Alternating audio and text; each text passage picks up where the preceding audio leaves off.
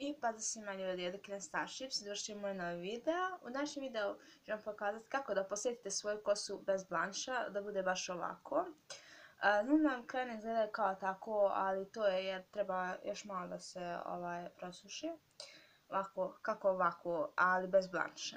Znači sve što vam treba jest korektor. Jako svijetao korektor. Ovakav u stiku. Ovakav u stiku, ovako. I uzmete ga. I ovako kao da nosite kredu, ovako ga stavljate. Vidite?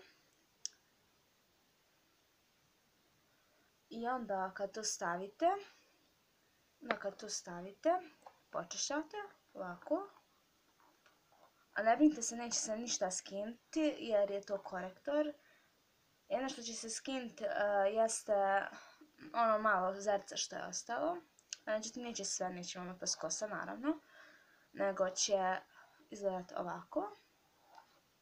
I to će izgledati prvobitno ovako. I možete uzeti malo rukama ovako.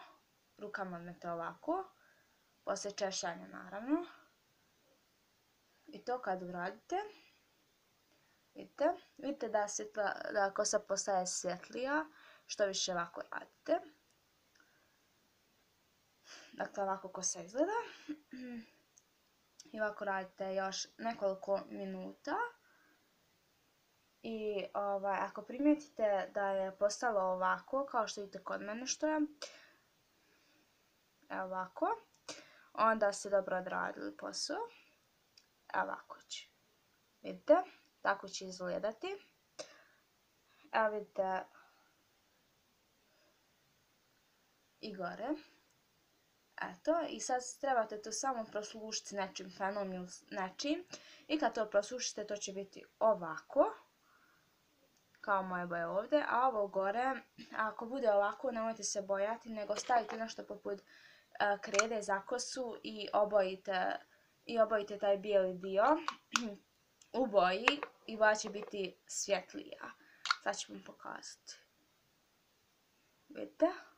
Evo vidite, boja svjetlija. Eto, vidite? Eto, i tako možete napraviti sve promjene ovako bez da se blanšate i bez da uništavate kosu blanšijem. Pozdrav, nadam se da sam bila u pomoć.